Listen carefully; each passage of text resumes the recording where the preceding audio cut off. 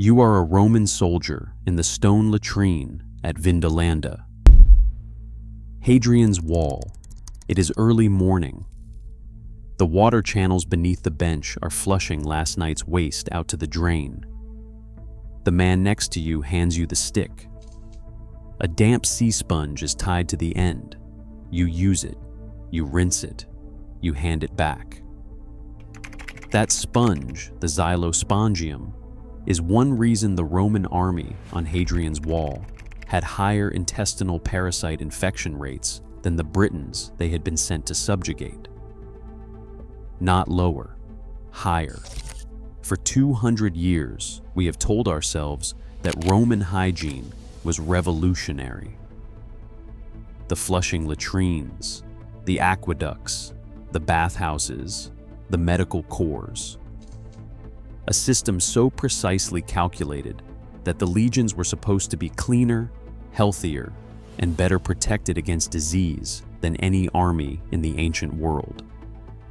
Then, in 2015, Dr. Piers Mitchell, a biological anthropologist at Cambridge, opened a set of Roman cesspits. His team published their results in the journal Parasitology in January 2016. And the story we had been telling ourselves for 2 centuries turned out to be wrong. Today, we go inside that discovery. The Cambridge coprolite study, the engineering paradox of Roman sanitation, the reason fish sauce was a biological hazard, and what the Iron Age Britons had been doing that the Roman legions were not. Before the paper was published, most people assumed the Roman occupation of Britain had been a hygiene upgrade. The Britons before Rome lived in roundhouses, cooked over open fires, and had no engineered water supply. The Romans brought stone forts, piped aqueducts, and proper sewer drains. It seemed obvious which population would have been the healthier one. Dr. Piers Mitchell did not assume. In 2015, his team at Cambridge collected preserved human coprolites, fossilized feces, from Roman-era cesspits, sewers, and burials across Britain, Germany, Turkey, and the wider empire. They compared the parasite eggs in those samples to samples from Iron Age and Bronze Age Europeans who had lived on the same ground centuries before the legions arrived. The paper was titled Human Parasites in the Roman World. The findings were not what the textbooks had predicted. Roman-era samples showed Trichuris, Trichiura, whipworm at rates higher than pre-Roman sites. They showed Ascaris, lumbricoides, roundworm at equal or higher frequencies than before. They showed Entamuba histolytica, the dysentery parasite, in samples that had never previously registered it. They showed liver fluke. They showed fish tapeworm in places where fish tapeworm had no native host, hundreds of miles inland. The conclusion, in Mitchell's own words, was blunt. Roman sanitation technology did not reduce the parasite burden of the populations it served. In several categories, it increased it. Vegetius had described the Roman army as the healthiest fighting force in the world. The coprolites disagreed. But how could an empire with engineered water, flushing toilets, aqueducts, and covered sewers have worse parasites than the people whose roundhouses they had replaced? The answer begins with the xylospongium. The xylospongium was a wooden stick with a sea sponge fixed to one end, the Roman version of toilet paper. A legionary sat on a shared stone bench in the military latrine. Beneath the bench, cold water ran continuously in a channel, flushing waste downstream to the drain. In front of the bench, a second, shallower trough held slow-moving water, and in that water sat a handful of xylosponges shared by the whole unit. When a soldier was finished, he reached into the trough, took a sponge, used it, rinsed it, in the same trough and put it back. The next man reached for the same stick. The sponge was not replaced between users. It was not sterilized. The running water that supposedly cleaned it moved at the speed of a slow stream and had passed through dozens of other hands before his. Archaeologists have recovered preserved xylosponges and subjected the residue to modern biological analysis. The sponges carried active parasite eggs for days. In a single latrine used by a century of 80 men, a fresh case of whipworm could be redistributed across the whole unit in a single morning. Then there was the fish sauce. Garum, fermented fish sauce, was the single most common condiment in the Roman military ration. Every Vindolanda tablet that mentions condiments mentions garum. It was ladled into bread, stirred into porridge, and drunk mixed with water. It was cheap, nutritious, and portable. It was also fermented raw fish, often Mediterranean fish, shipped in clay amphorae across 3 continents, stored for months at ambient temperature, and eaten without cooking. The fish tapeworm eggs found in a Roman cesspit in Saxony should not have been there. There was no native host for them in that region. The only way they could have arrived was inside fermented fish sauce carried in an amphora from the coast. Rome exported its cuisine to the frontier. It exported its parasites with it. And yet the sponge and the sauce were not the worst of it. The Roman sanitation system was not designed to destroy pathogens. It was designed to remove waste from view. Once the sewage left the latrine drain, the Roman solution was to put it back into the food chain. Roman agricultural manuals, Columella, Varro, and the elder Pliny, openly instruct farmers to collect human waste from the city and the barracks and spread it on fields as fertilizer. This was standard practice. The Romans called it stercus and treated it as a resource, not a hazard. The latrines at military forts had drainage systems that deliberately diverted effluent to the surrounding farmland, and from there to the crops that the garrison itself would eat. The wheat that made the soldiers' panis militaris had, in many cases, grown in soil watered with his own waste and the waste of every other man in his legion. Whipworm and roundworm eggs survive in soil. They survive on the surface of vegetables. They survive rinsing.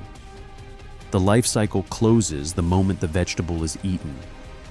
The soldier who ate the bread became the host. The host defecated into the latrine. The latrine drained to the field.